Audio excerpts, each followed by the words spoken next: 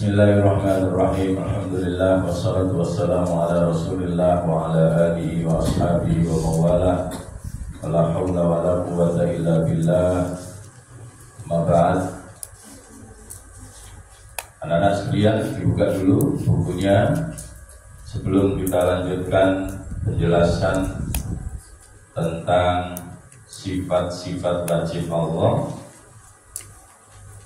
yang sudah kita mulai beberapa pertemuan yang lalu.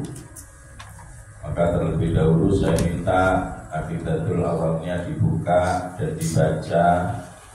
Pastikan kalian membaca dengan baik dan benar bait pertama sampai 12. Betul? Ya. Buka dan baca bersama-sama. Bismillahirrahmanirrahim. Bismillahirrahmanirrahim. Allahu bismillahirrahmanirrahim wa birrahim daimil ihsani walhamdulillahil qadimil awwali al-akhiril baqi bila tahawuli summa sholatu wassalamu sarmada ala nabi khairi mahqad wa ada wa alihi wa sahbihi wa man tabi' sabila dinil haqqi khaira mubtadi wa ba'du falam bi wujubil ma'rifah min wajibil lillahi isrina sifat wallahu mawjudun qadimun baqi mukhalifun lil khalqi bil islaqi wa qaimun qani wa wahidun wa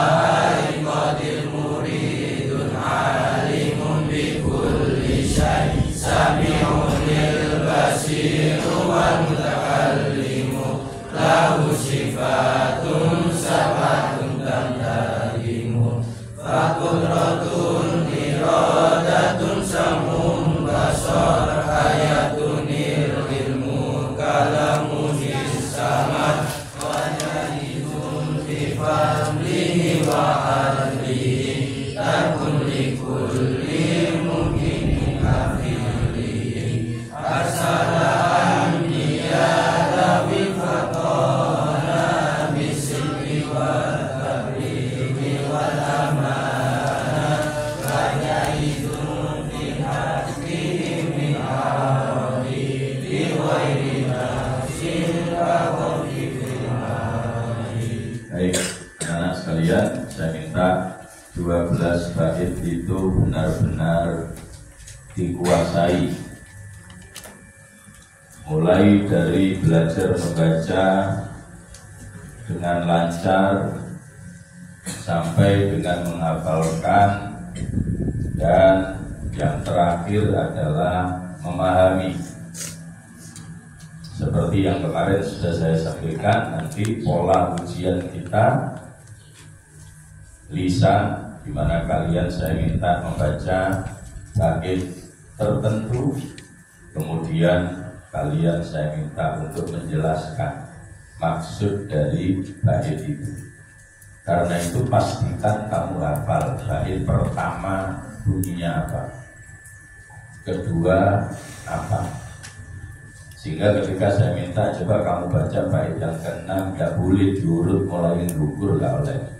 Itu berarti hafal ya. Semoga orang mengajari saya tahu bismillahirrahmanirrahim dari lisan adalah kerjaan. Tidak boleh. Pastikan bait pertama mulai dari apa, kedua mulai apa, ketiga mulai apa. Ya, sehingga ketika saya minta baca bait yang ke-6, ya sudah 6 saja. Kalau saya perintah baca bait yang ke-6 sampai 10, ya 6 sampai 10. Ya, seperti itu. Karena itu saya minta betul-betul belajar, dan ketika saya mengajar anak-anak mendengarkan dengan baik. Bukunya gak dibuka, malah tangannya dicoret-coret. Ini seru, nek tanganmu ireng masih ditulis tulisan ireng yo gak ketoro. Wah, resikosi kain itu ya, buka bukunya. Pelajaran itu mesti buka buku. Soal paham itu nanti, yang penting buka buku menunjukkan keseriusan kamu. Ya, itu dulu. Kesungguhan ditunjukkan terlebih dahulu, hasil kemudian. Ya. Baik, kita akan melanjutkan bait yang keberapa? Wallahu mawjudun qadimun baqi. Bait yang keberapa? Ya, seperti itu. Bismillahirrahmanirrahim. Allahu mawjudun qadimun baqi mukhalifun lil khalqi bil itlaqi. Bait ini menunjukkan beberapa sifat Allah yang wajib kita yakini adanya. Pertama, seperti yang sudah kita jelaskan kemarin, Fallahu mawjudun. Allah itu memiliki sifat wujud, dan wujudnya Allah adalah wujud mutlak dan hakiki. Penjelasannya sudah banyak kemarin pada pertemuan sebelumnya. Setelah itu apalagi sifat Allah baqi.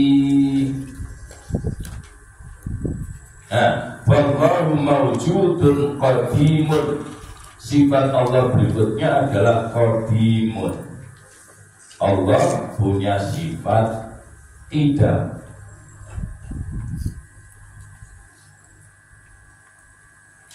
Idam itu maknanya adalah dahulu.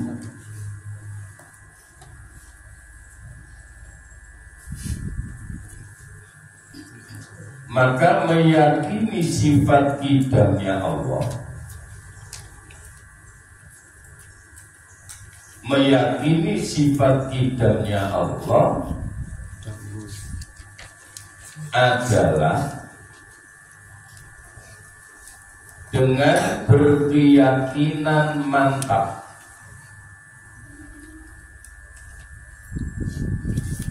Dengan berkeyakinan mantap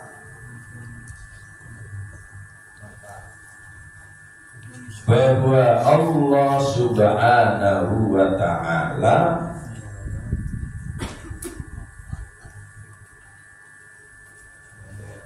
adalah zat yang maha dahulu.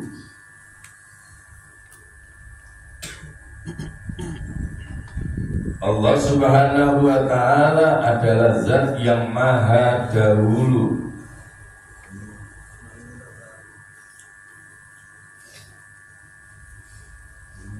Tiada permulaan wujudnya.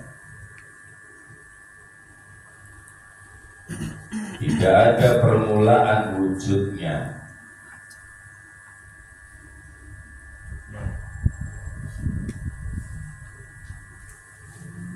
Itu makna dari sifat idam. Dan bagaimana kita meyakini sifat idamnya Allah. Cermati apa yang kamu tulis. Baca 5 detik apa yang barusan kamu tulis.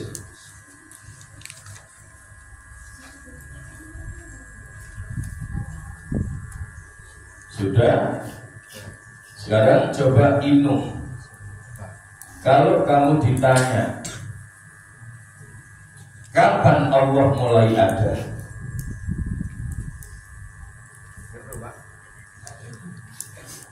jawaban yang betul, yang serius, tidak bergurau, dan menunjukkan kamu adalah pelajar. Kalau kamu ditanya kapan Allah mulai ada, Indung belum bisa menjawab. Yang lain boleh bantu. Sejak dahulu. Maknanya sejak dahulu. Tidak betul itu, jangan ditertawakan. Kalau kau jadi jawab jangan ditertawakan. Itu pemikiran mereka. Ya, ya, Bang Yuyu itu mesti soal. Ya, tidak apa-apa.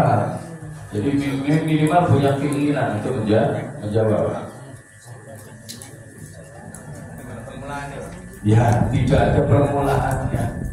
Jadi kalau ditanya kapan Allah mulai ada, tidak ada satupun yang mengetahui Allah kapan adanya, karena memang Allah sudah ada sejak tanpa waktu. Jadi Allah memang ada tanpa permulaan. Jadi kalau Tuhan itu ada tanggal lahirnya, itu Tuhan yang bermasalah. Tuhan itu ada tanggal lahirnya. Ya, tidak usah menyebut. Kamu yakini saja. Ya. Jadi Tuhan itu tidak ada tanggal lahirnya, karena memang Tuhan itu yang namanya Tuhan hakiki itu memang ada tanpa diawali dengan sesuatu. Allah itu ada tanpa permulaan apapun. Jadi sifat dahulunya Allah, sifat idamnya Allah itu adalah sifat yang menunjukkan bahwa wujudnya Allah itu mendahului segalanya, dan keberadaan Allah, adanya Allah itu tanpa adanya permulaan. Ini yang saya maksud ketika kamu ujian saya tanya seperti itu. Kamu menjelaskannya dengan bahasa kamu, tapi paham. Ya tidak harus menggunakan bahasa saya, karena tidak mungkin kamu bisa fotokopi. Tapi paling tidak pemikirannya bisa kamu ambil. Ya, seperti itu. Ya dengan bahasa kamu, yang penting maknanya sama. Ya. Nah, sifat kita itu adalah bagian dari sifat salbiyahnya Allah.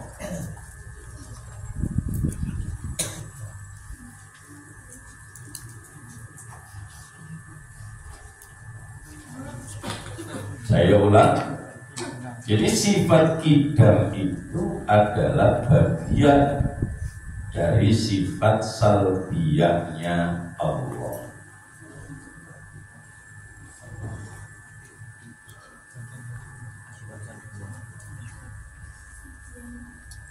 Pelajaran seperti ini anak-anak tidak hanya berlaku untuk anak-anak, tidak hanya berlaku untuk remaja. Siapapun yang mengaku iman wajib memahami.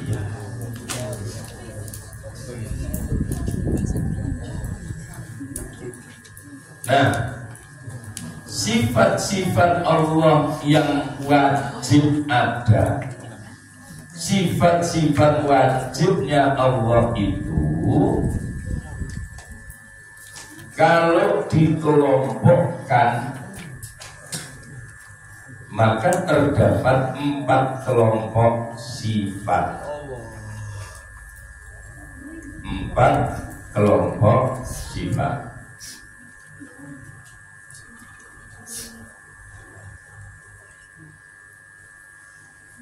Yang pertama adalah sifat nafsiyah. Awas, tadi takoi kaiso kan, mungkin semari tak terang lagi. Yang pertama adalah sifat nafsiyah. Apa Alwi sifat nafsiyah?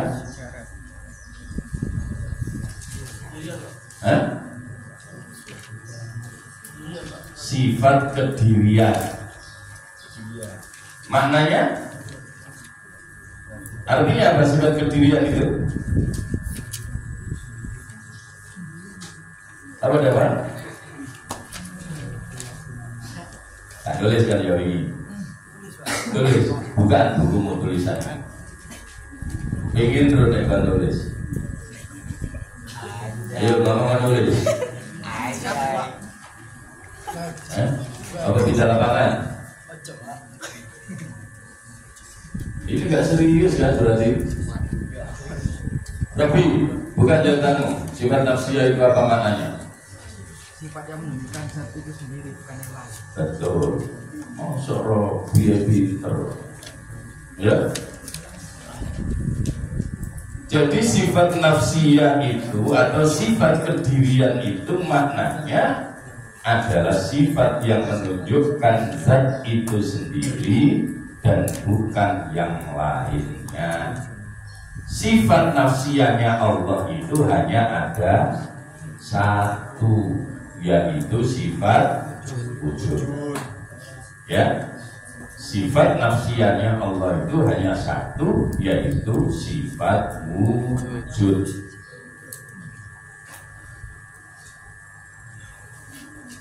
Sifat wujud itu hanya dimiliki oleh Allah sendiri, yang lain tidak. Kalau kemudian faktanya yang lain itu wujud seperti kita ini sekarang ada, maka adanya kita itu bersifat nisbi, bersifat apa? Sementara. Karena adanya kita itu sebab diadakan oleh Allah. Wujudnya langit itu juga sebab diwujudkan oleh Allah. Tetapi Allah tidak. Allah memang zatnya adalah zat yang wujud, kemudian diikuti dengan sifat tidak. Itu adanya Allah itu memang ada tanpa adanya permulaan. Ya, ini tidak boleh main-main karena bicara tentang tauhid harus betul-betul cermat. Kemudian kelompok yang kedua disebut sifat salbiyah. Disebut sifat salbiyah.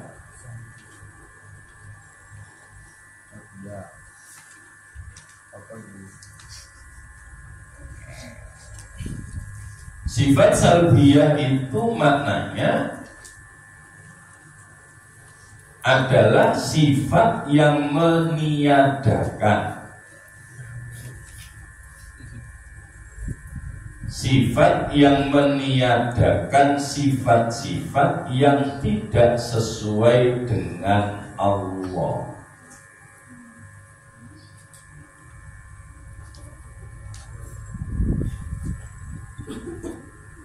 Sifat yang meniadakan sifat-sifat yang tidak sesuai dengan Allah. Dikarenakan Allah adalah zat yang maha sempurna.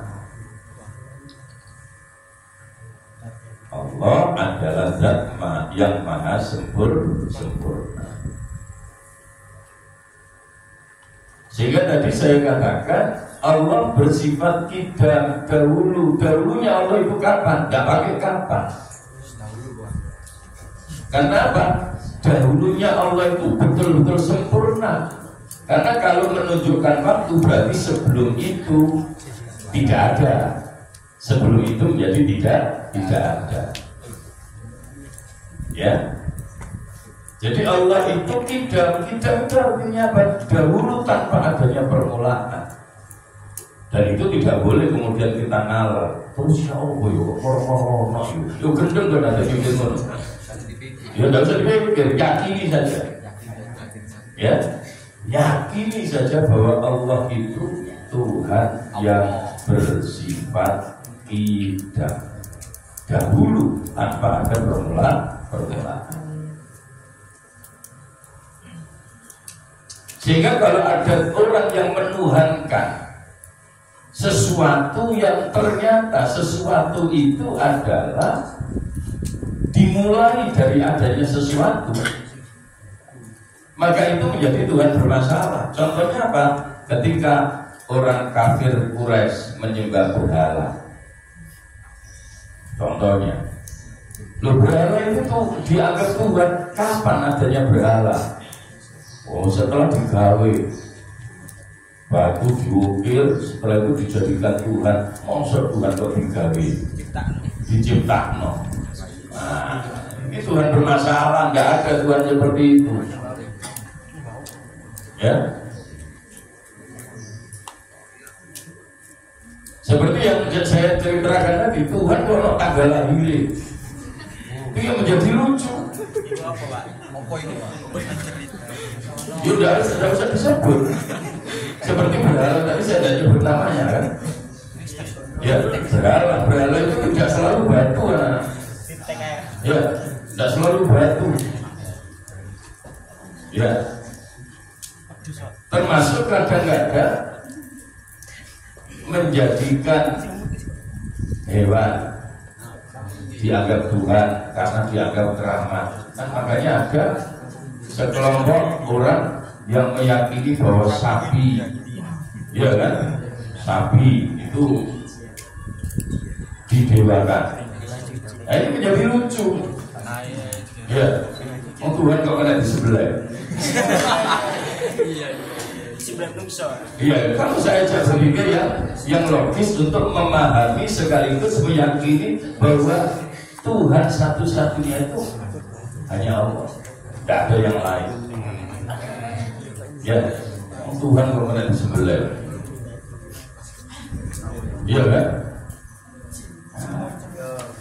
Makanya disinilah kemudian kita patut untuk melahirkan rasa syukur. Karena apa? Karena Allah menakdirkan kita menjadi orang yang beriman kepada Allah. Makanya kemudian rasa syukurnya dalam bentuk apa? Ya sembahlah Allah dengan sebaik-baiknya. Seperti kemarin yang saya katakan ayatnya, innani anallahu la ilaha illa ana fa'budni wa aqimis sholata lidzikri. Jadi kalau kita menuhankan Allah bahwa tidak ada Tuhan selain Allah, satu-satunya Tuhan itu hanya Allah, maka konsekuensinya ya sembahlah Allah, jangan menyembah yang lain. Menyembah uang. Loh, kamu belum sampai pemikiran kamu. Ada orang menyembah uang? Ada. Tentu tidak dalam bentuk penyembahan seperti kita sholat, tapi dia menganggap Tuhan yang namanya uang itu punya kuasa yang luar biasa, melebihi Tuhan, sehingga hidupnya hanya berburu uang, berburu harta. Ini sama dengan menuhankan uang, seolah-olah uang itu yang bisa menjadikan segalanya, seolah-olah uang itu bisa menentukan segalanya. Yes, pokoknya di akhir wis aman. Sopo sing ngomong? Secara membuktikan yang diceritakan Al-Quran, banyak orang yang punya duit tapi akhirnya malah celaka. Yang paling terkenal siapa? Qarun. Mas Kanjeng. Ada sekali yang jenenge wong. Nek nyebut Qarun gak apa-apa, soalnya Qarun itu disebut oleh Al-Quran. Sejumlah liyane. Iya, sik kagak perkara. Ya. Seperti itu. Ya. Nah, sifat salbiyah itu lanjut ya. Sifat salbiyah itu jumlahnya ada 5 sifat. Sifat salbiyah itu jumlahnya 5 sifat. Apa itu?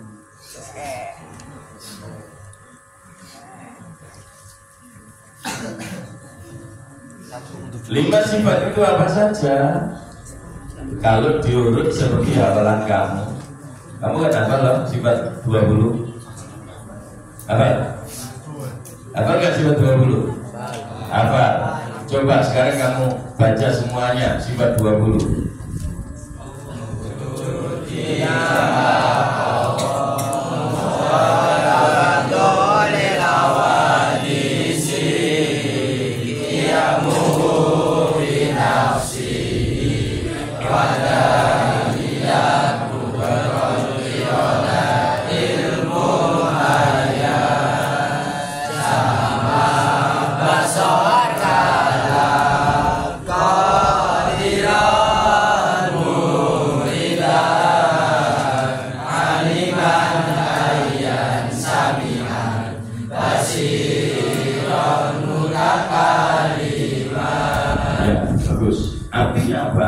Kamu sudah hafal, tinggal bagaimana kamu memahami, ya kan? Memahami. Setelah memahami, lalu memantapkan keyakinan. Nah, sifat-sifat Allah yang sudah kamu sebutkan semuanya tadi, itu yang termasuk sifat salbiyah adalah sifat yang nomor 2 sampai nomor 6. Kamu tulis. Setelah itu saya suruh menyebutkan. Tulisanmu benar atau salah. Sifat nomor 2 sampai sifat nomor 6.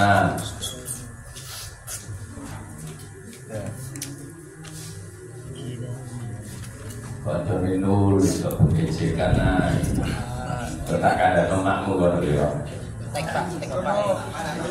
Dan namanya depan yang terus tidak naik.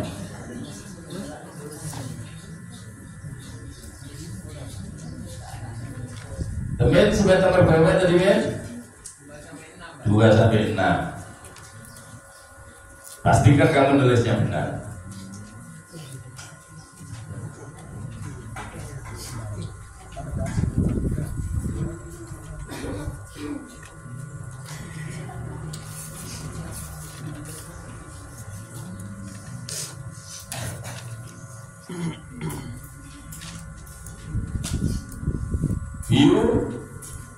Sifat nomor 2 sampai 6 sebutkan sekarang. Tidak, bakor,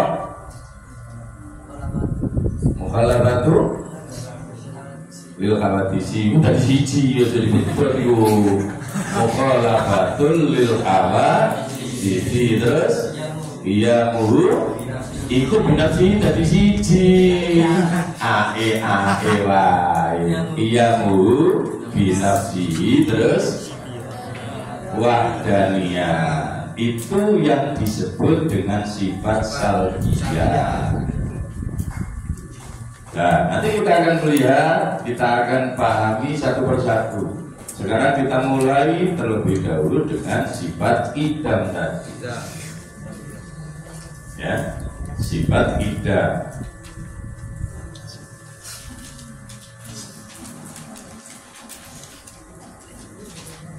Nah, sifat idamnya Allah Subhanahu wa ta'ala ini dijelaskan sebagai salah satu dalil adanya sifat idam itu dalam surat Al-Hadid ayat 3.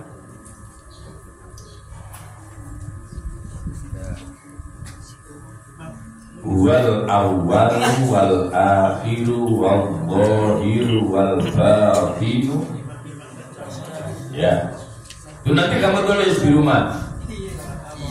Surat Al-Hadid ayat 3 itu adalah salah satu dalil yang menunjukkan sifat idamnya Allah Subhanahu wa ta'ala. Baik anak-anak sekalian, pelajaran kita hari ini kita akhiri hanya dengan mempelajari sifat idamnya Allah Subhanahu wa ta'ala. Kita tutup pelajaran kita dengan mengulang membaca lagi bait 1 sampai bait 12 supaya kalian semakin hafal. Tidak ada yang tidak ikut membaca, semuanya ikut membaca. Buka bukunya, pastikan bacaan kamu benar. Jadi harus dari lupa ini. Ya, ayo baca bersama-sama. Bismillahirrahmanirrahim. Adahu bismillahirrahmanirrahim wa birrahimi daimil ihsani walhamdulillahil qadimil awwali al-akhiril baqibil ta'awuli summa salatu wassalamu sarmada ala nabi khairi matwahada wa alihi wa sahbihi wa man tabi' sabila dinil haqqi khaira muhtadi wa ba'du fa'alam bi wujudil ma'rifah min wajibil lillahi ismina sifat Allahu mawjudun qadimun baqi mukhalifun lil khalqi bil itlaqi wa qadimun ghani wa wahidun wa hai qadir muridun alimun bi kulli syai sami'un lil basiru wal mutakallimu lahu sifatun sabatun tangkalimu fakudratun iradatun samun basar ayatun ilmu kalamun istamar wajahizun bifadlihi wa ahlihi takun kulli mungkinin kafi'alihi arsalah anbiya damil faqona bisiki wa tabliqi wal amana wajahidun fi haqqi min aradi biwaiha sinka